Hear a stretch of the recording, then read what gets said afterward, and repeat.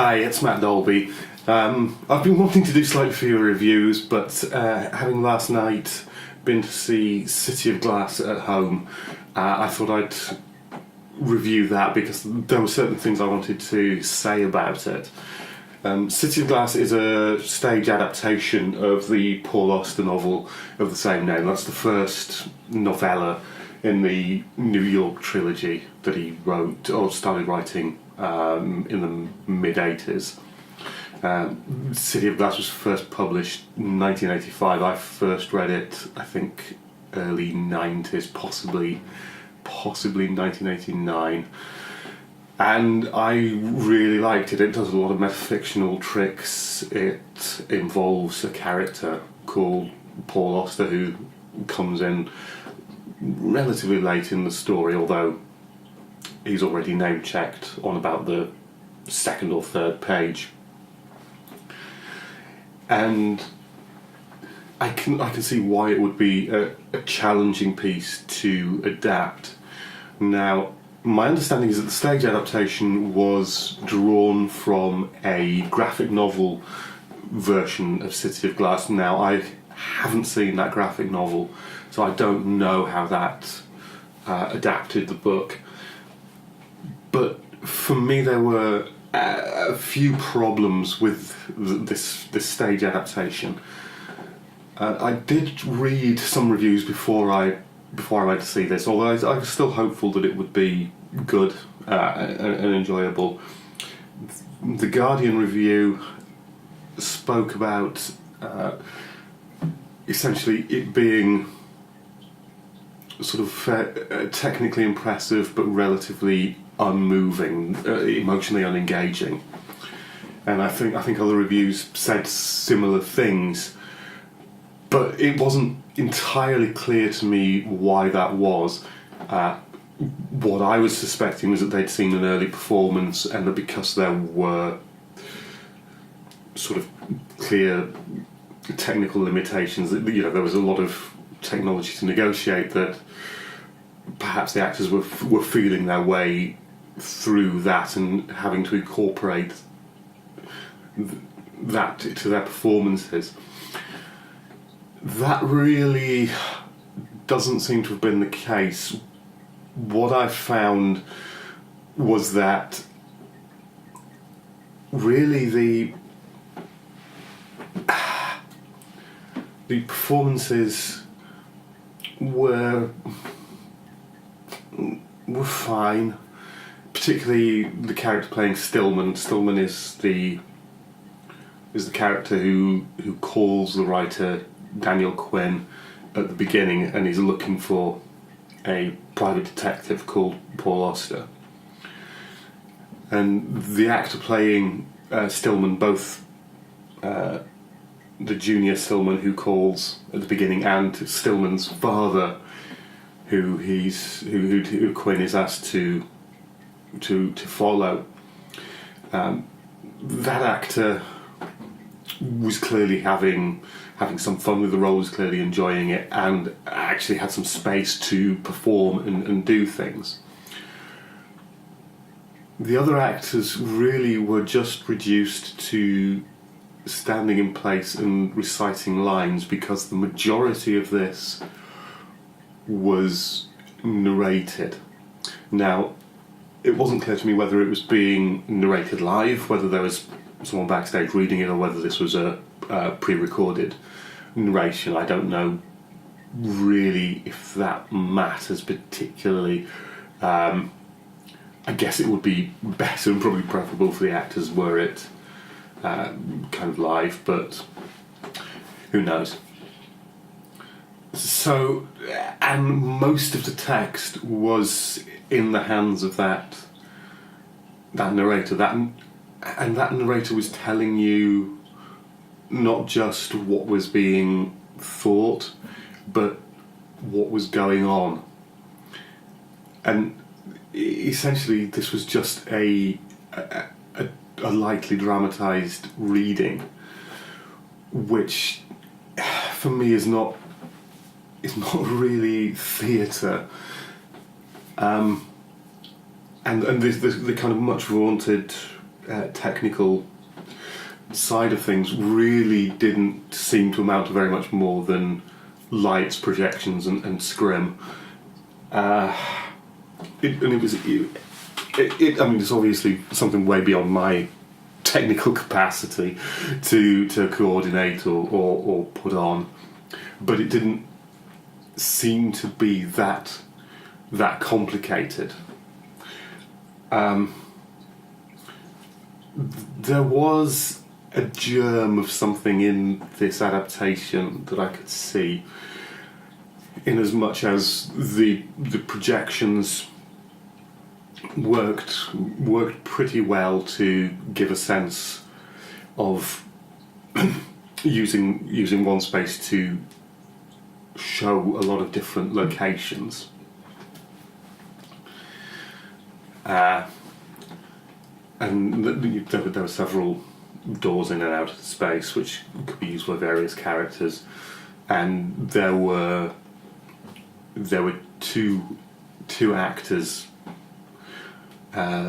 made to look relatively similar, who were doubling up on the role of Quinn and Auster and some other supplementary roles, and also Stillman, of course, doubled up as Stillman Jr. and Stillman Sr., and Victoria Stillman, Stillman's wife,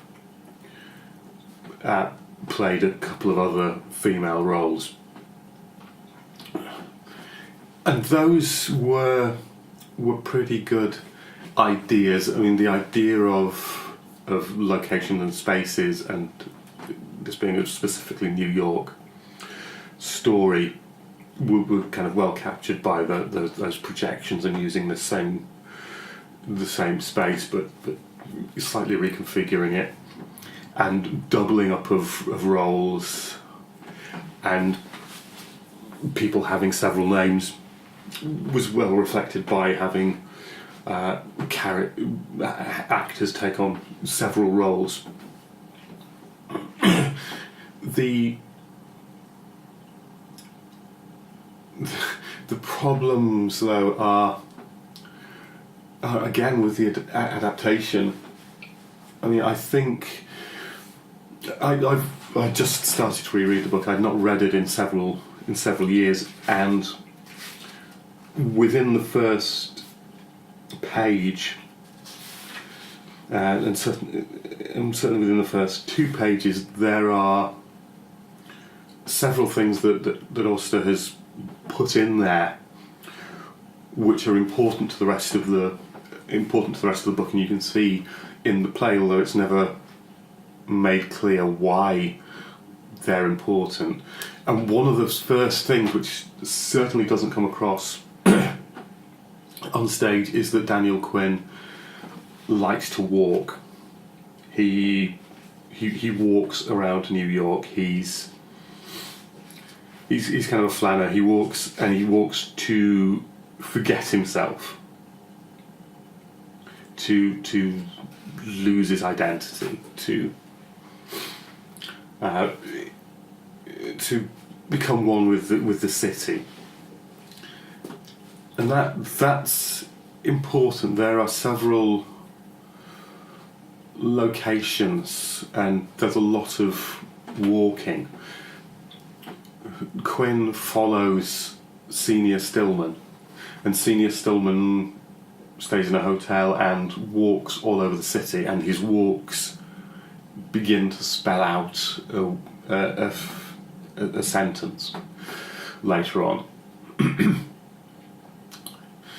which is important because language is very central to the book. The concept of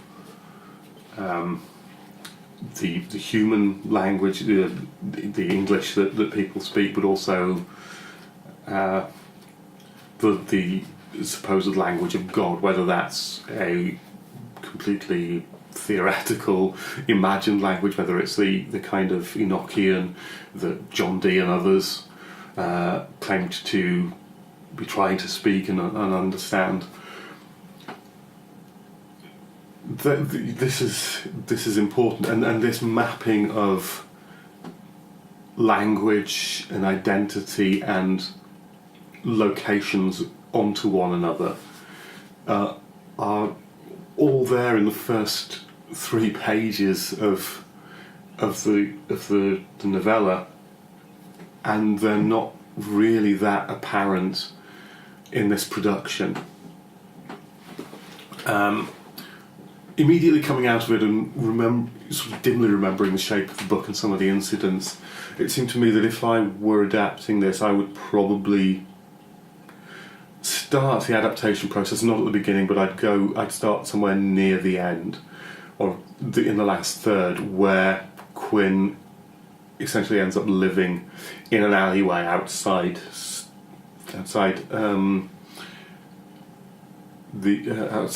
it the apartment of Junior Stillman and his wife? I think it is. And that seems like a good place to start. Quinn has slightly lower to go and then kind of vanishes, but that seemed like a good place to begin, because he's come there.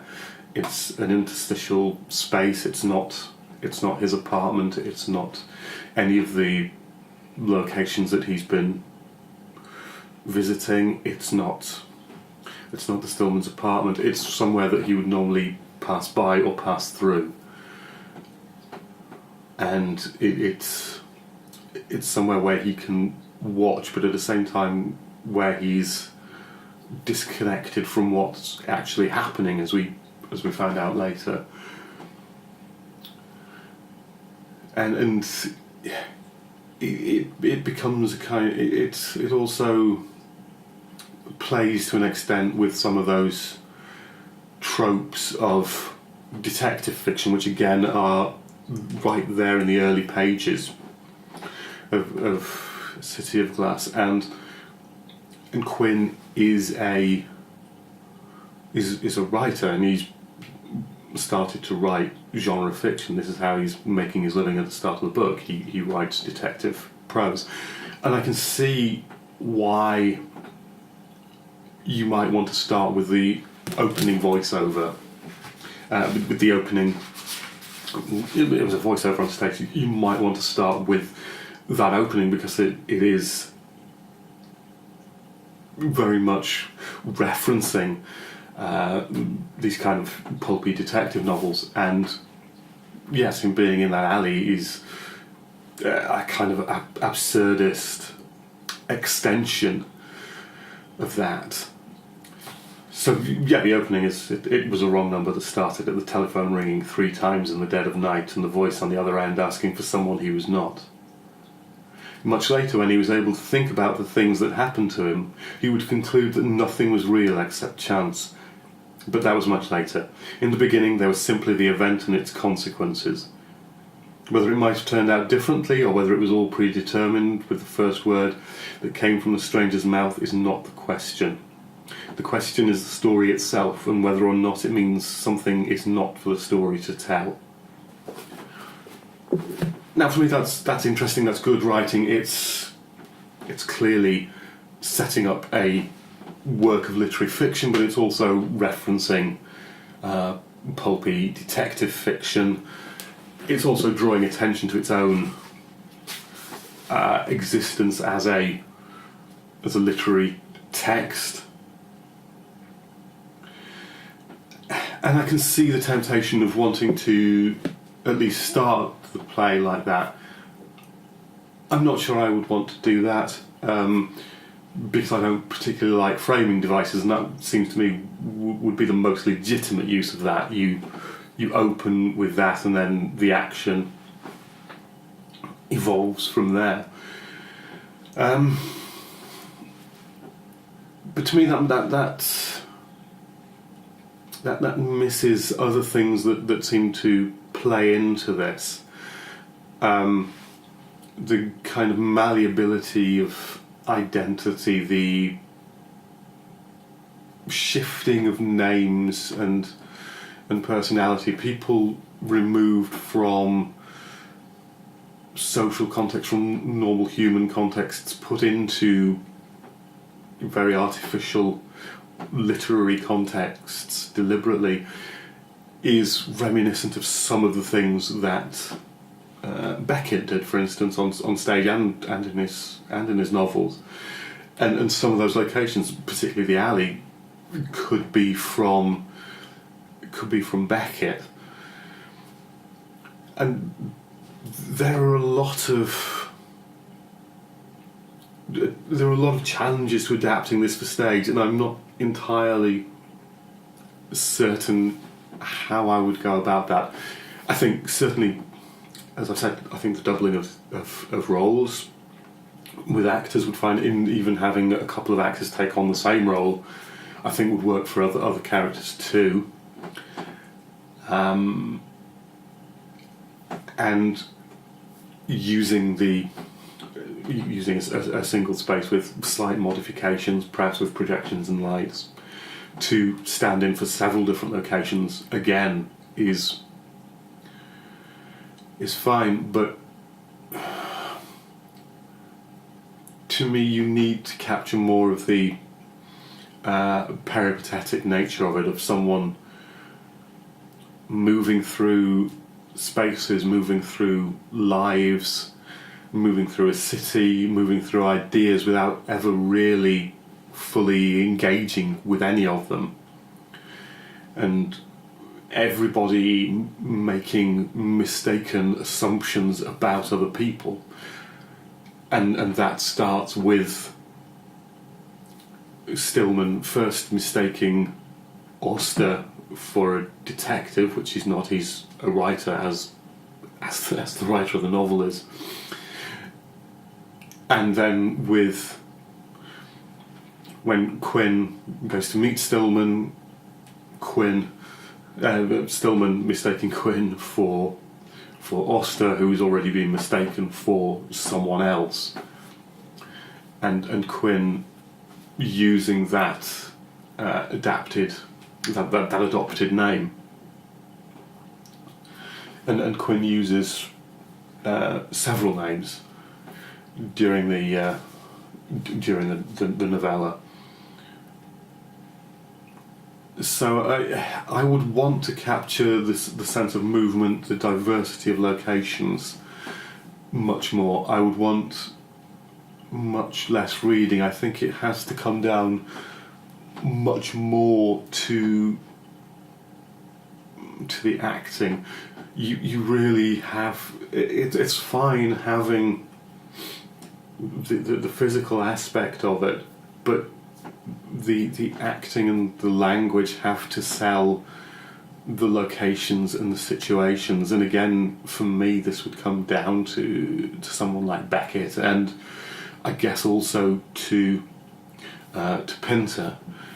They would be models that I would be looking to for this, because they can give this sense of disconnection and of unreality, but of the weight of things, of emotions and events at the same time, and dropping humour in there, which again there plainly is in the novella. This was just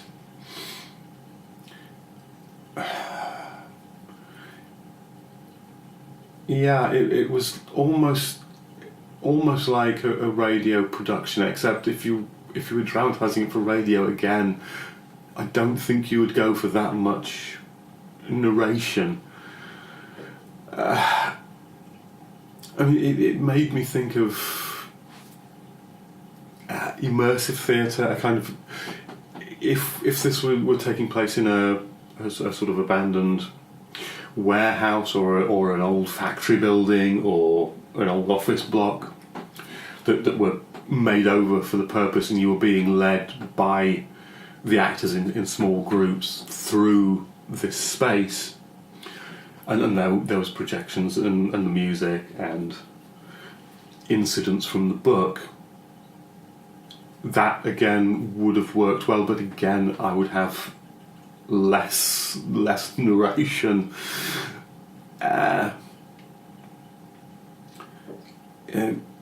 Which it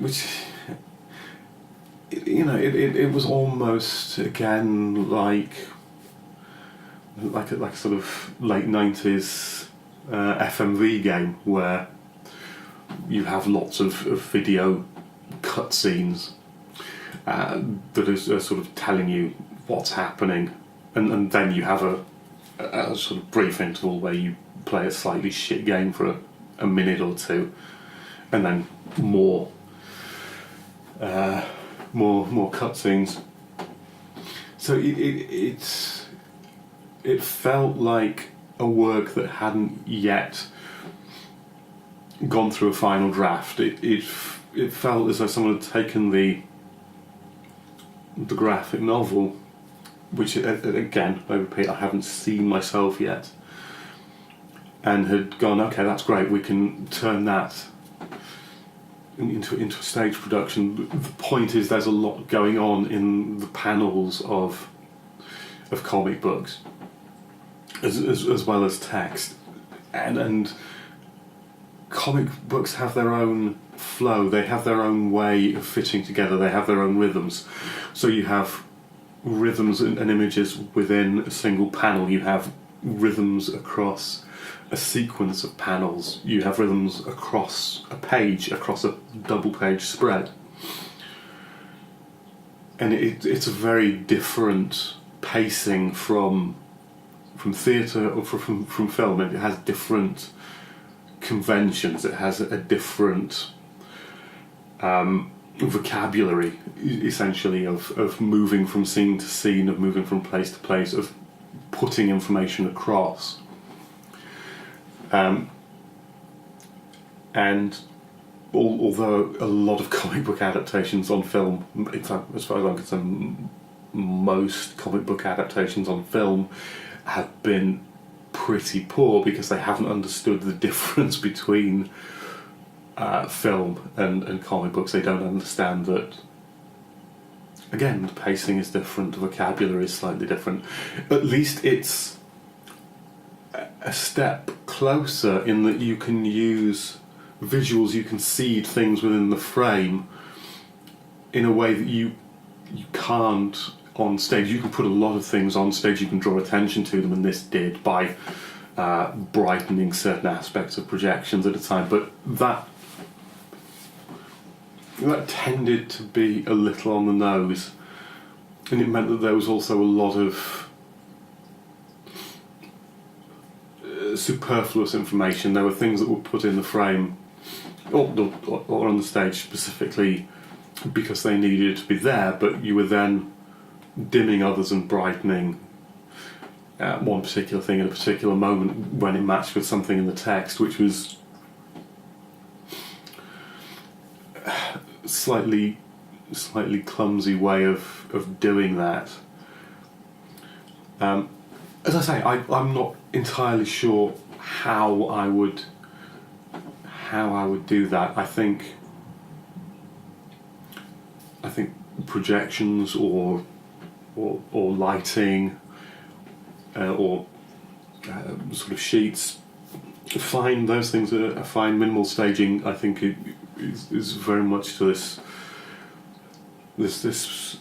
production's benefit.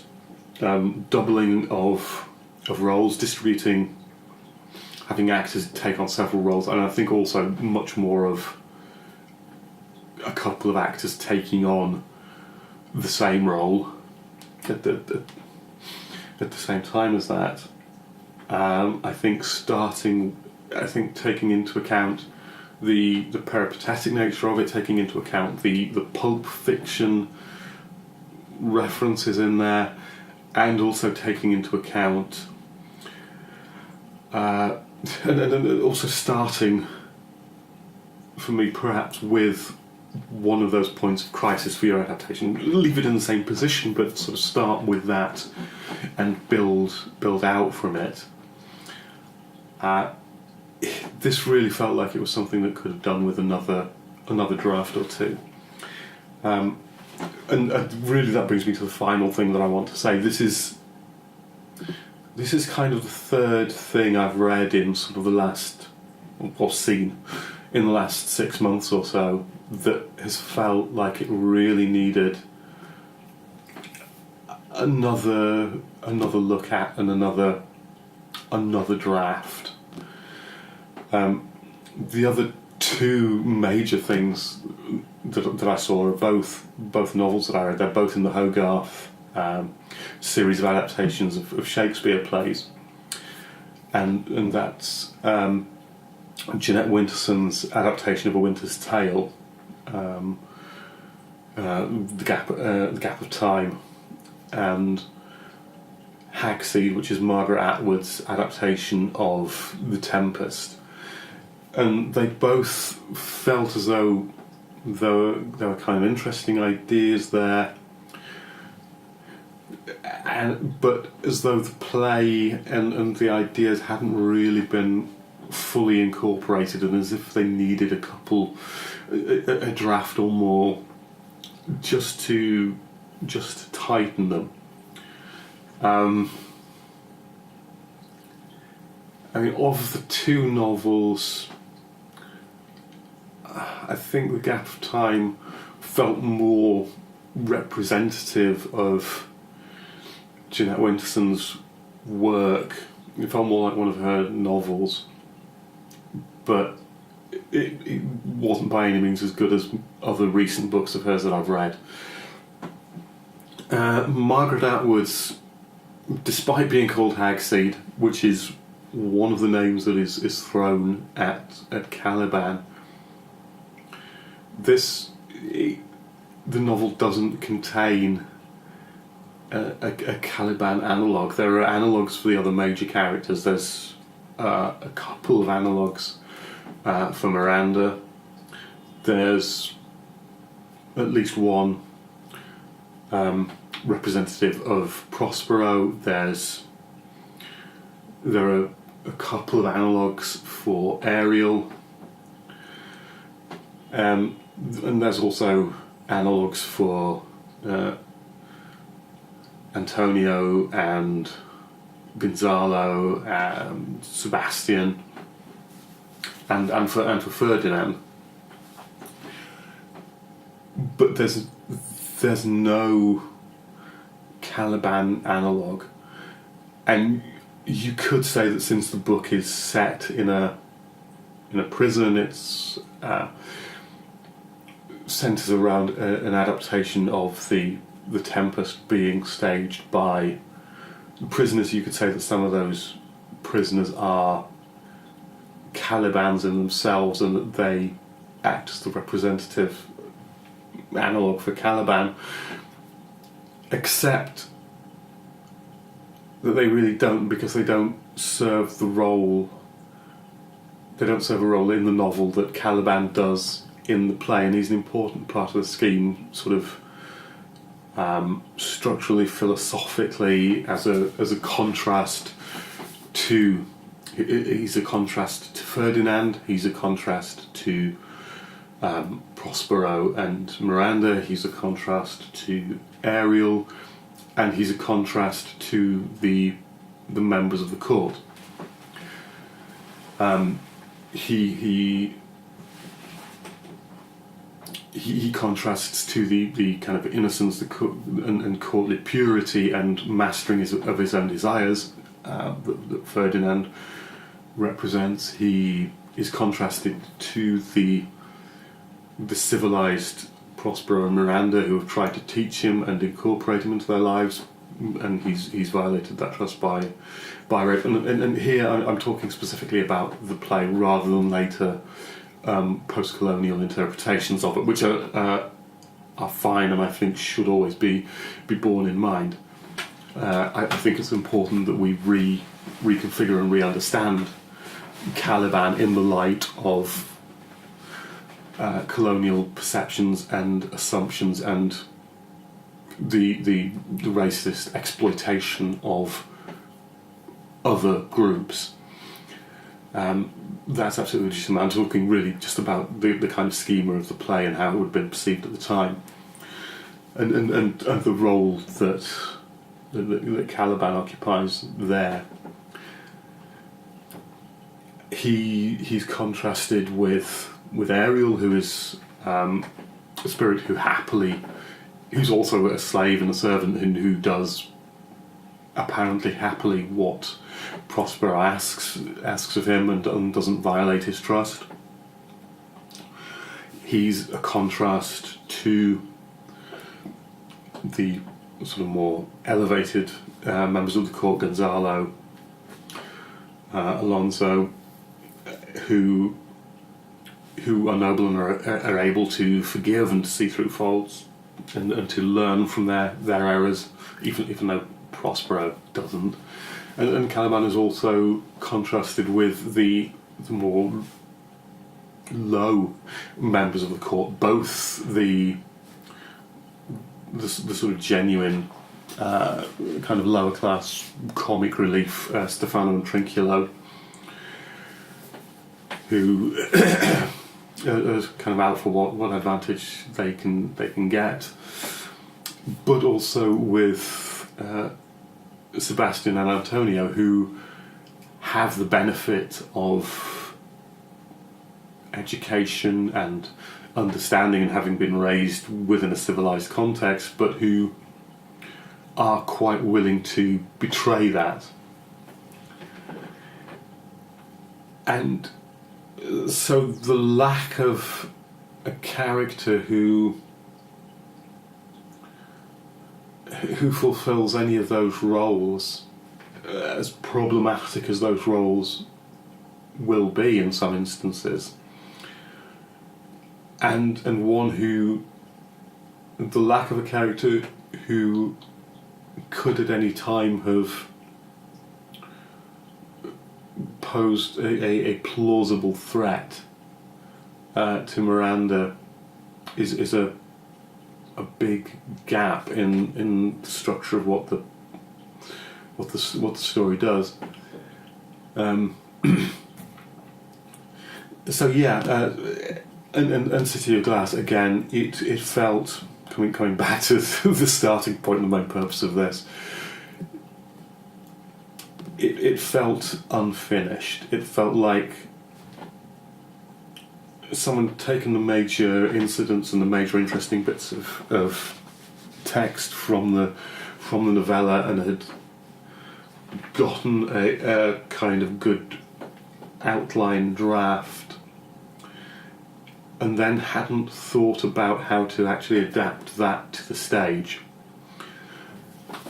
And so, rather than an adaptation, rather than something which actually brings the story to the stage, you just have, as I said, you have a reading, you have an extended reading. And with the exception of the actor playing the Stillman males, Stillman father and Stillman the son, the actors are reduced to the status of props, effectively. They have some dialogue, some of that is kind of expository and narrative dialogue even. And consequently it's a little flat, and as other critics have said, it's unengaging. So yeah, I don't regret seeing it. I think it was interesting, and if you've got the opportunity or if you've got tickets for it, do go and see it. But I would recommend you also go and read City of Glass, and then sort of compare the two and think about the process of adaptation and how would you put this on stage, and how would you reflect the difference between a drama on stage and a novella. So yeah, that's me going on for bloody ages with a huge diversion about The Tempest. That's it for this week. I think in the next programme we'll be back with part 2 of reading Queen Mab, so that'll be Canto 4, which I'd already recorded but then I went to see the play, and I thought, yes, I need to review that. So yeah, that's all. See you soon. Bye.